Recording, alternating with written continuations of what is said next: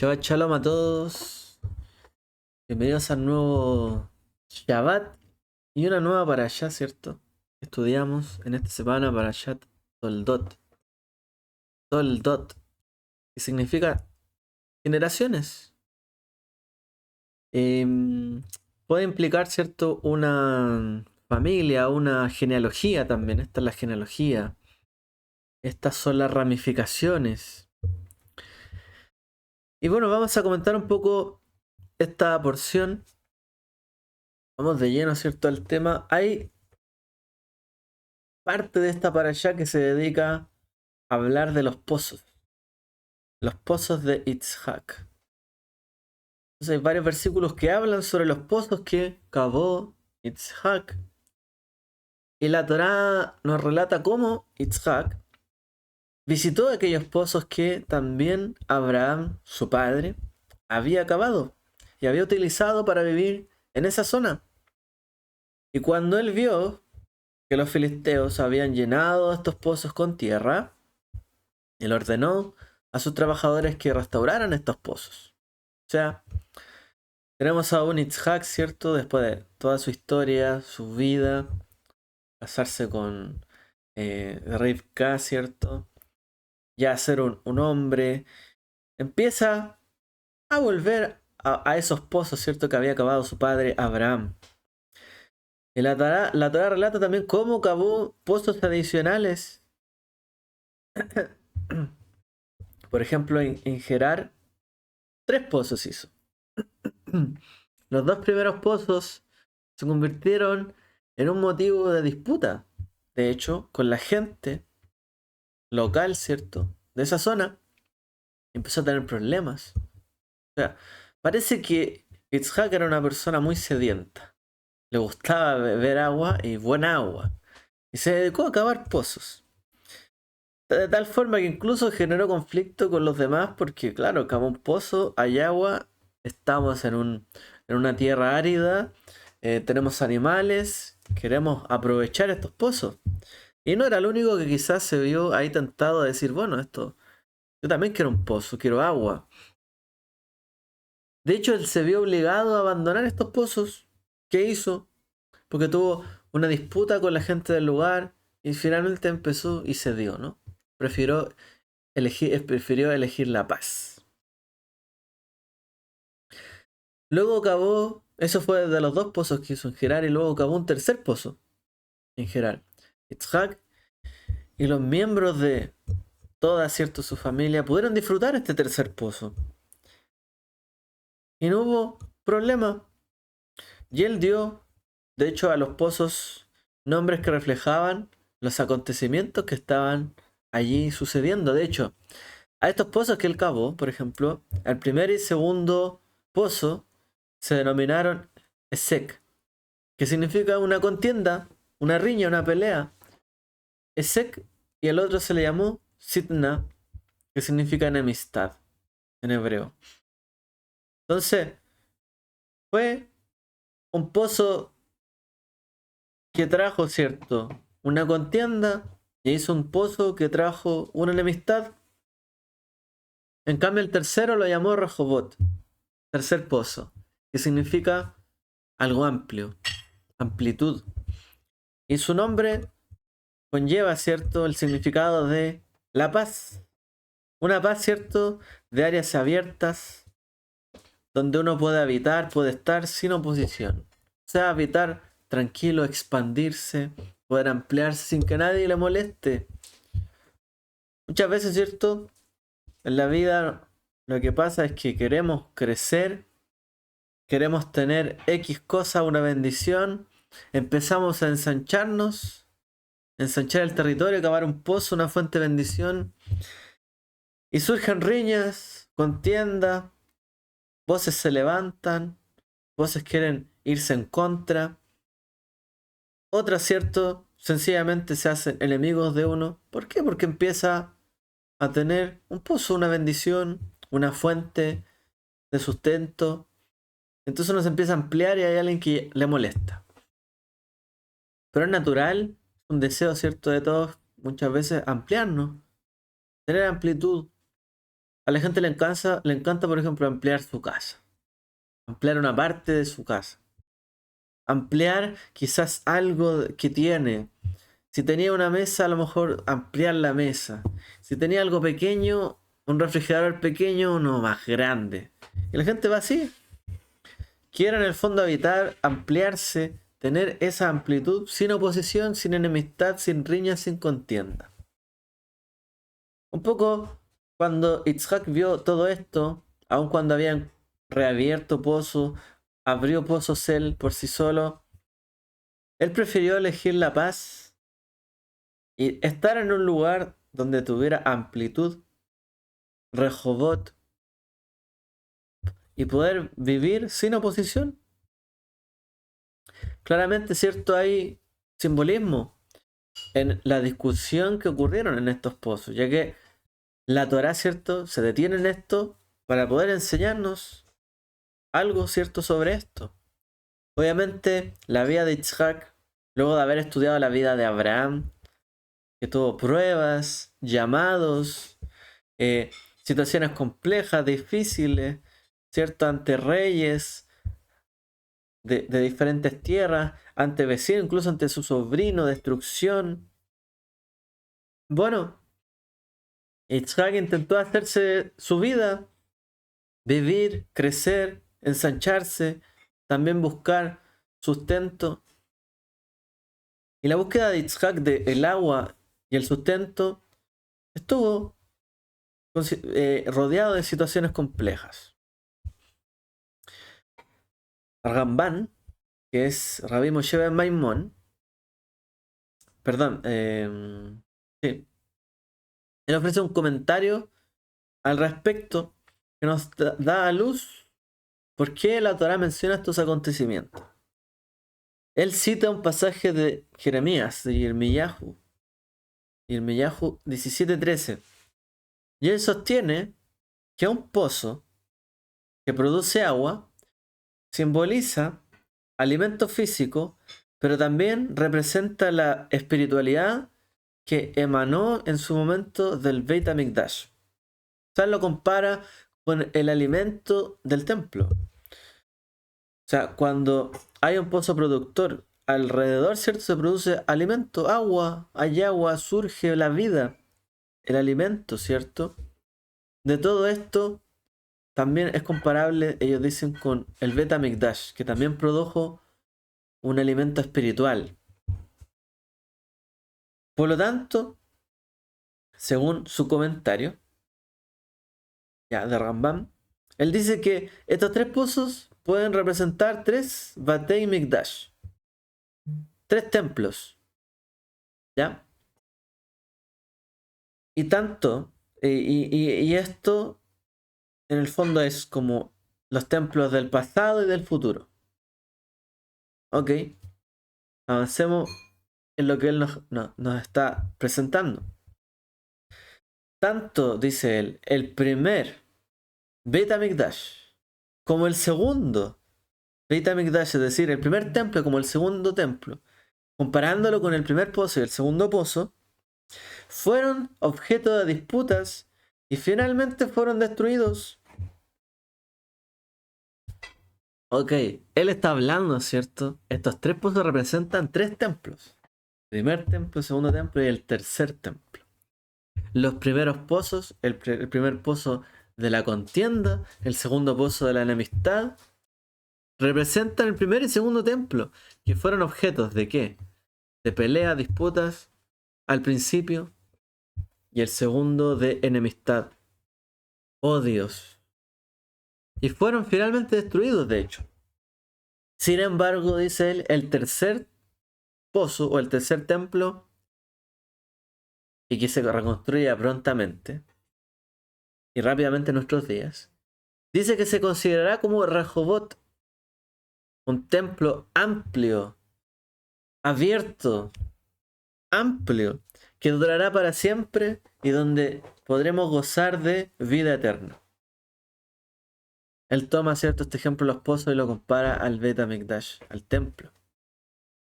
En ese templo amplio, donde también dijeran, ¿cierto?, los profetas, irán gente de las naciones y será llamada mi casa casa de oración para todas las naciones. Templo amplio.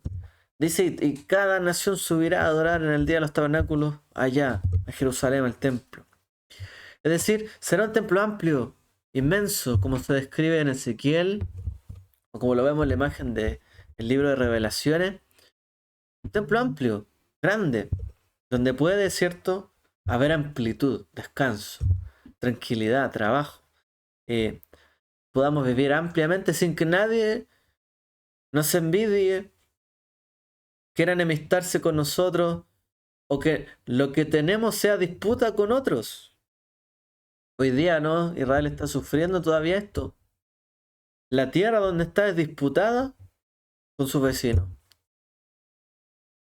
Hoy día la tierra donde está es fruto de enemistad y odio con sus vecinos y quizás mucha gente del mundo.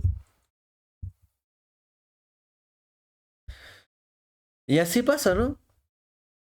Y mientras estamos en esta vida, en este mundo, al parecer, cuando buscamos la amplitud, y esto es como un dicho conocido, ¿no? Finalmente, de que cuando, claro, la persona empieza a irle bien, tener éxito, siempre surgen gente envidiosa, gente que quiere enemistarse, o gente que quiere ser amigo, pero siempre surgen gente, oye, ¿cómo les estará yendo tan bien? Quizás qué cosa está haciendo, quizás en qué anda, quizás qué tuvo que hacer para llegar hasta ahí.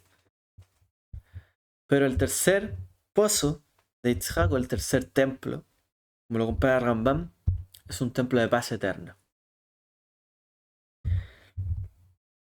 Otro comentarista llamado el Kliyakar contribuye a esta comprensión de Rambam. Él dice que una lectura cuidadosa de estos versículos revelan que en el caso del primer pozo, ¿qué fue lo que pasó? El contexto. Fueron los pastores los que discutieron, mientras que el término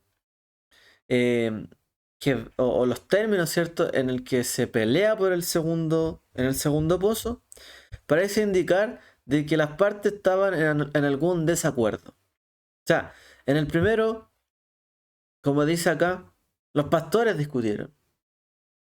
Discutieron derechamente. En el segundo, estaban en desacuerdo.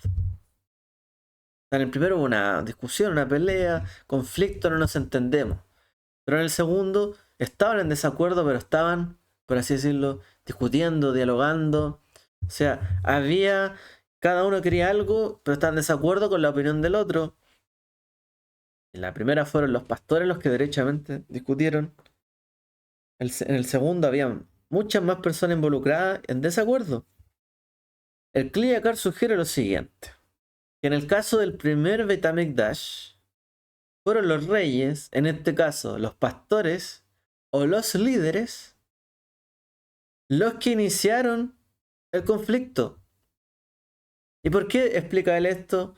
Fue porque en la época del primer templo, del Beit HaMikdash, Israel se dividió en dos reinos: el reino de Yehudá y el reino de Israel, la casa de Yehudá, ¿cierto? Beit de Yehudá y Beit de Israel, y la casa de Israel.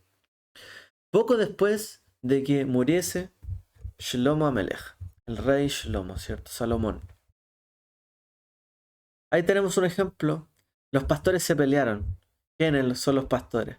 Los líderes de Israel, los reyes, y se dividió Israel. Hasta el día de hoy hay gente que quiere ver, ¿cierto?, Israel como un reino dividido en dos. Ah, estos son de acá, estos son de allá. Reino dividido. ¿Podrá sustentarse o mantenerse en pie un reino dividido? Podemos postular que el próximo templo o el mundo venidero va a estar dividido en dos reinos: la casa de Israel, de Judá, el resto. ¿Será tan así? Bueno, aquí nos explican de que en realidad el problema fue que Israel se dividió en dos. Y la disputa de que dio, cierto, que provocó la raíz de este enfrentamiento fue, dice Kliyakar, lo que produjo la destrucción del primer templo. Es decir, esa discusión y esa distancia que hubo entre los reinos provocó finalmente la destrucción del templo en aquella época. La división, las peleas, los líderes, ¿cierto?, que se pierden, discuten. En cambio, el segundo Beit HaMikdash, el segundo templo, fue destruido debido a, conocido, ¿cierto?, entre todos, el Sinat Hinam, el odio gratuito. Lo hemos escuchado, ¿cierto?, muchas veces. El odio infundado. Porque sí, siempre, desde que uno es niño, que va al colegio, que alguien le dice, no, me cae mal ese. ¿Y por qué te cae mal? No, me cae mal esta persona aquí y allá. Y la gente, derechamente, no, me cae mal. Lo odio. Y es como, ¿y por qué lo odias? ¿Te ha hecho algo? No, pero lo odio. Yo recuerdo esto porque mi, yo no entendía cómo a alguien le podía caer mal a otra persona porque sí, y ya. A lo mejor si tenía alguna actitud mala aquí y allá, uno puede justificarlo, pero hay gente que es como me cae mal porque me cae mal. O sea, o no me gusta o lo odio y ya. Sin razón. Bueno, en la época del segundo Beit HaMikdash fue destruido por el Sinat Hinam, el odio gratuito, infundado. Y en este caso, la disputa es más generalizada. O sea, no fue solo que los pastores discutieron en el primer pozo, sino que fueron las masas, todos, que estuvieron en desacuerdos grandes y se vieron envueltas en una tras otra discusión y desacuerdo, y cada cosa que hablaban estaban más en desacuerdo. Cualquier parecido a la realidad, mera coincidencia. Hoy día es cierto, hay muchos países, muchos lugares donde la gente está en desacuerdo, se pelean, no se ponen. Nosotros en Chile, por ejemplo, estamos, aquí la gente está en desacuerdo y lleva tiempo en desacuerdo y no se ponen de acuerdo. Y unos quieren algo, después no lo quieren, otros no lo quieren, después lo quieren. Y al final es siempre llevarle la contra al otro. O sea, realmente la gente quiere solucionar algo, no quieren estar en desacuerdo. Entonces, están esperando el momento para que, no que se zanjen los desacuerdos, sino que el momento donde uno sea mayoría para aplastar la opinión del otro y lograr todo lo que quieren. No hay, la gente no quiere ponerse de acuerdo. Esto pasó en la época del Segundo Templo. Las masas, la gente se vio envuelta en discusiones sin sentido. O sea, tú discutes esto, estoy en desacuerdo aquí y allá, y nadie quiere solucionar nada. El que pareció la realidad es mera coincidencia. En nuestro país pasa eso. Como que las cosas no se solucionan. Estamos ahí dando vueltas, discusión tras discusión. Cuando la gente está en desacuerdo, esto pasa. Puede alguien decir una cosa y todo el mundo está en contra de lo que eso dice. Dice otra cosa y todo el mundo está en contra de eso. ¿Por qué? Porque lo dice él. ¿Tiene esto sentido? En vez de analizar las palabras, no, desacuerdo. Lamentablemente, esto pasa y esto produjo, y se lo sabe, la destrucción del segundo templo. Y la separación, digamos, la destrucción del segundo pozo. Esta discordia contrasta finalmente con el tercer Beit HaMikdash, donde la gente vivirá en tranquilidad en espacios abiertos. Me puedo cruzar con todo el mundo y no voy a estar peleándome porque sí, o en desacuerdo con todo el mundo porque sí, odiando a otro porque sí.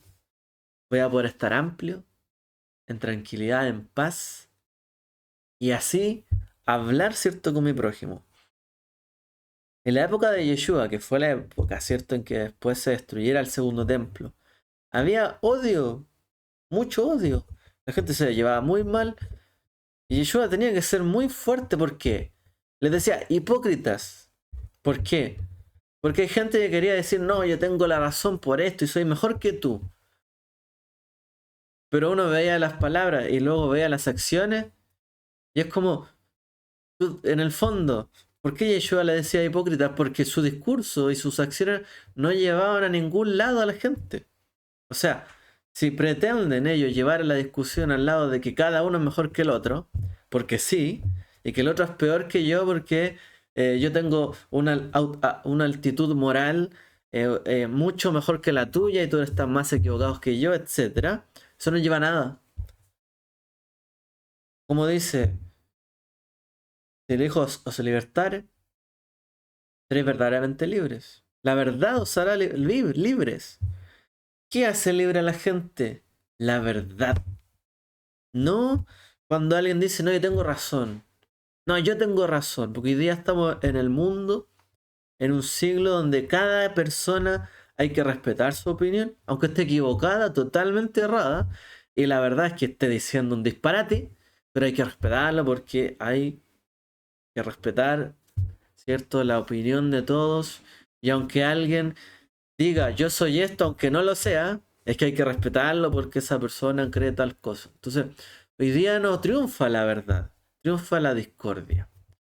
Entonces, uno vive hoy día mucho donde y ve mucho que hay grupos que están en desacuerdo con otros porque no aceptan su verdad y finalmente se pelean con todo, aunque nunca los demás hayan tenido relación con esto, que se quieren pelear igual con ellos. ¿Por qué?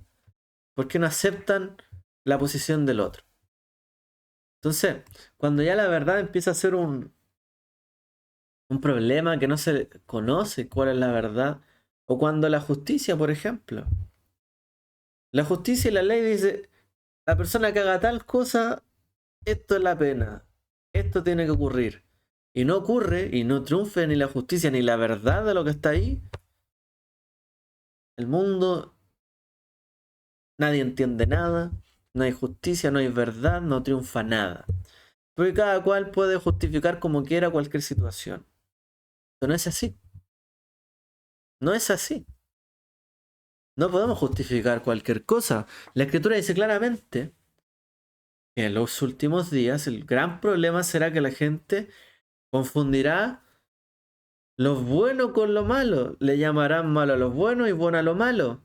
Ese es el gran problema. Y el producto de todas las discordias, que no hay una verdad y la gente cree tener una altitud moral mucho más alta, resulta que deja bastante que desear. Realmente, ¿a quién seguimos? A nadie. A, a nadie. A mí mismo. Bueno, ¿cómo podemos vivir así en un lugar abierto donde toda la gente vaya a un lugar, estén tranquilos, en paz, si en realidad estamos llenos de disputa y discordia? El evento que se estaba llevando a cabo, ¿cierto?, cerca de la zona de Gaza, en Israel, era un evento por la paz. Un lugar amplio, ¿cierto? Donde multitudinario podía ir mucha gente. Amplitud, paz, por la paz, ¿cierto? De esta gente de Israel y Palestina, etcétera. Y toda la gente con su creencia y su tema, pero la paz. Mientras haya discordia en este mundo, hay enemistad y odios, eso no va a existir, realmente. Y eso es lo que vimos, ¿no? Acciones de odio, criminalidad, terrorismo muy fuerte ante gente que proclamaba querer la paz en esta situación. ¿Qué sentido tiene esto? Así está el mundo.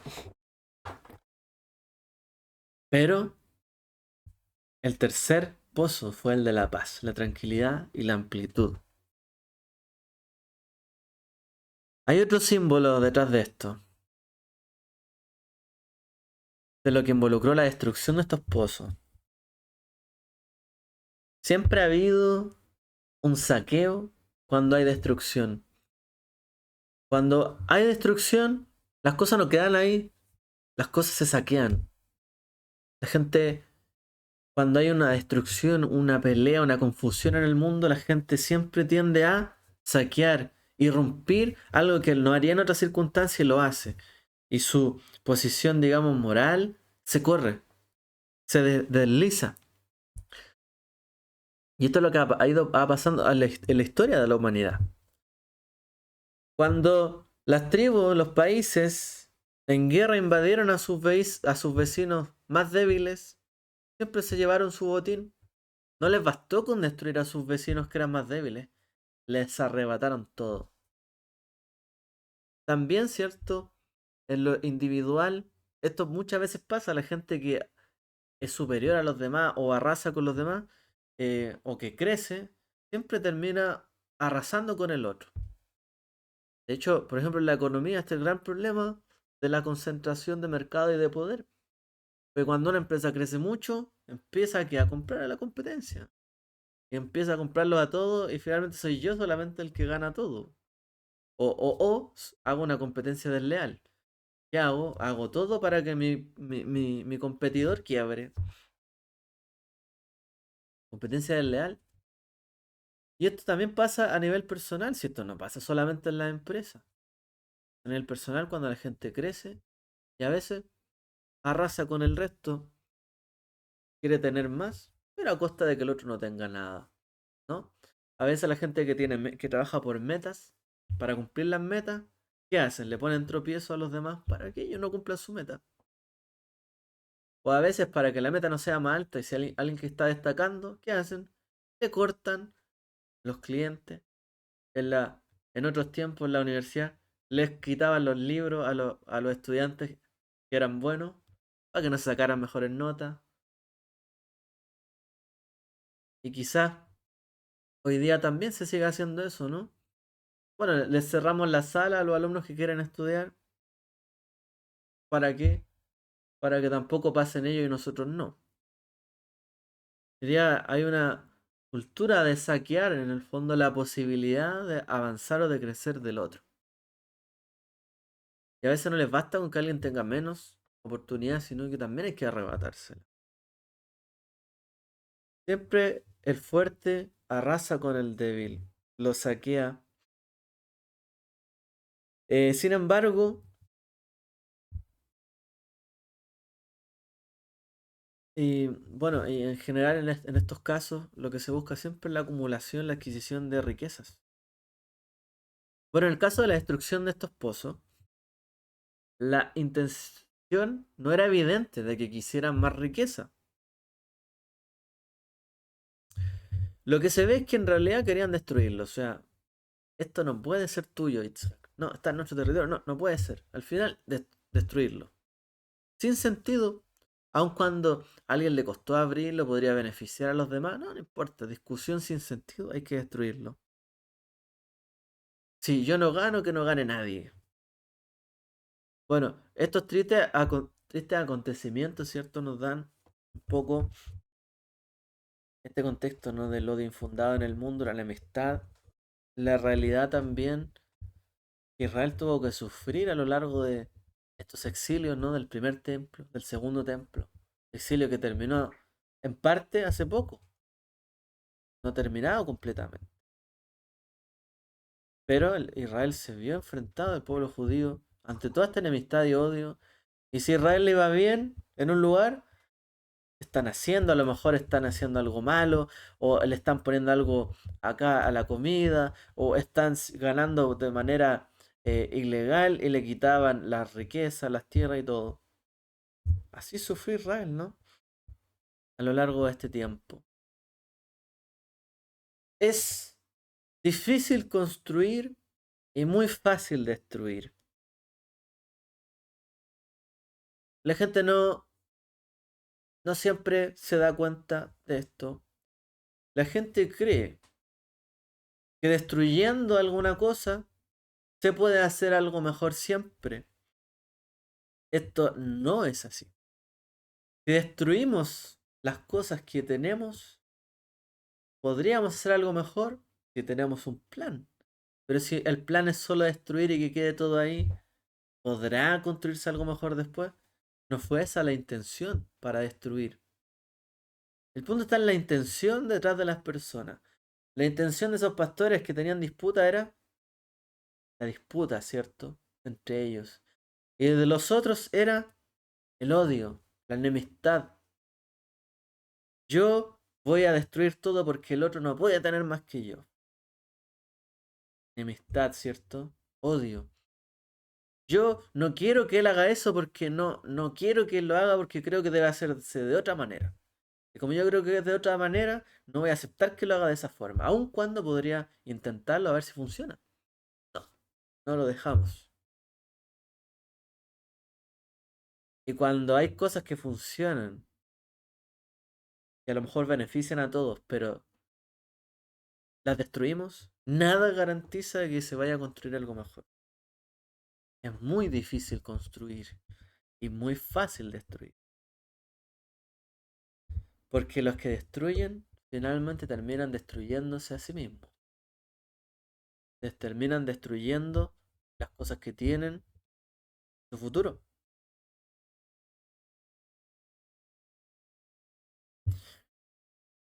¿Cuánta gente habrá participado, por ejemplo, en construir las Torres Gemelas? Un momento. Y miles y miles y miles de personas. Fue una obra titánica. Fueron un par de personas en aviones, lo destruyeron en un par de minutos. Se acabó. Un hecho terrible, ¿no? La paz. Años, o sea, a lo mejor tiempo de paz en Israel, comilla que se había construido. Basta con una hora, un par de horas. Gente preparada, planificada para destruir la paz. Y no solamente en esa zona, sino que en todo Israel no hay paz. Y hay temor, un temor latente en la gente. Bastó poco para destruir todo. Solo falta un momento para herir profundamente los sentimientos también de otra persona. Usted puede tratar bien a una persona, con amistad, con cariño. Basta solo un momento de decir algo hiriente, una palabra de odio, se viene todo abajo. Y resarcir, reponer, reparar el daño, a veces cuesta mucho y quizás nunca se pueda recuperar. Aun cuando las personas puedan ser cercanas a nosotros o no. Bueno, este incidente que parece trivial en la Torá de los pozos nos ayuda también a comprender esta realidad. Es lo que buscaba Itzhak. Discusiones, pleitos, odios. Quería vivir tranquilo. Quería establecerse. Quería, ¿cierto? Vivir en paz. En amplitud, pero en paz. Y es lo que todos esperamos. Un lugar, ¿cierto? Donde no nos lastimemos a otros. Crear un espacio, quizá aquí mismo una comunidad, donde podamos hablar unos con otros. Donde no nos tratemos todo el tiempo. Ah, pero es que tú acá, pero es que tú allá. Ah, pero eso no, eso sí, aquí y allá. Y siempre a lo mejor alguna discusión que nos lleve por un mal camino. No, lo que buscamos es esto, un lugar amplio, donde podamos hablar una amplia variedad de temas, incluso sin molestarnos, sin enemistarnos, sin odiarnos, donde podamos construir aquel lugar. Pero eso solo lo podemos hacer si dejamos de lado, como bien dice la escritura, porque no son fruto del espíritu, sino fruto de la carne, enemistades, pleitos, contiendas, envidias, odio, ¿cierto? Todas esas cosas son de la carne, dice la escritura. En cambio, si aprendemos a tener buenas virtudes, como nuestro padre Itzhak, que persiguió la paz, tolerancia, comprensión, vio discusión, ok, si hay que destruir esto, se destruye. No importa, pero que haya paz entre nosotros y los vecinos. Ya hemos de ceder este pozo porque es causa de enemistad. Lo cedió y buscó la paz, porque es lo que buscaba, no era cierto, algo que pudiera hundir de un momento a otro su sentido de paz, sino una amplitud. Y eso es lo que tenemos que buscar en nuestra familia, también entre nosotros. Amplitud. Todos sabemos que las cosas andan mal cuando tenemos a alguien cercano donde si decimos algo mal, explota y queda en buen chileno la escoba, la embarrada. Se arma el pleito. Quizás solo con un par de palabras. Todos sabemos que eso no está bien. Cuando tenemos que tratarnos así de manera tan corta, porque la gente se dice que tiene el genio corto, y no amplio, corto, cortito. sabemos que las cosas no están bien. Cuando yo digo algo aquí que le suena algo mal y de inmediato, ¿cierto? Salta la persona. Bueno, genio corto. No hay amplitud entre nosotros. Si queremos realmente vivir como nuestro padre Itzhak y lo que aprendemos, ¿cierto? Y el mundo venidero, ¿cómo va a ser? Tenemos que aprender a vivir con amplitud. Eso nos obliga, si queremos vivir esa vida, tener los frutos del Espíritu. Trabajar nuestras midot buenas, ciertos buenos valores en nuestra vida. Paciencia, tolerancia, bondad, fe, amor, mansedumbre, paz, humildad, benignidad. Soportarse, conversar, no enojarse inmediatamente. No inmediatamente atacar al otro, no exponer al otro. Que de verdad tenemos, ¿cierto?, las ganas de vivir inmensamente tranquilos en esta vida, con nuestros vecinos, con nuestra comunidad, con nuestra familia, con mi entorno, con el que trabajo, con el que estudio, pues tengo que trabajar por esa amplitud. No basta simplemente con quedarme en mi metro cuadrado. Esta amplitud se construye. Y por eso, Itzhak hizo otro pozo. Porque él pudo haber dicho, no hago ningún pozo más si esto va a ser problema con todo el mundo. No, el primero no fue, el segundo no fue, el tercero fue. Pero construyó. Se dedicó a trabajar por esa amplitud que él necesitaba en su vida. La tuvo. Como la gente quizás cuando ya trabaja, tiene sus cosas, su casa, su familia, ya se reúnen. Y ya no está a lo mejor la crisis ahí, hoy hay que hacer esto, comprar esto aquí y allá, que el dividendo, que a lo mejor aquí y allá. Estrecho. Cuando llega la amplitud, se disfruta. Eso es lo que la gente queremos, ¿no? No queremos vivir todo el tiempo trabajando de día a noche, aquí y allá, y no podemos disfrutar nada, ni el tiempo, ni esto otro. Buscamos amplitud. Pero para eso hay que trabajar en uno mismo, en lo que está haciendo, y ponerse ese objetivo. Israel debiese trabajar también en este objetivo. Por ejemplo, ponerse, ¿cierto?, en campaña para vivir en amplitud con sus vecinos. No estoy dando ninguna idea en particular, pero esto se podría hacer. Bueno, todo lo que está pasando, lamentablemente, es lo que hablamos. Odios y pleitos. Esta tierra es mía. Hay odio por la tierra. Hay pleitos por la tierra. No están de acuerdo, los líderes, nunca. Si uno dice A, el otro va a decir B, siempre. Si uno dice B, va a decir A, siempre.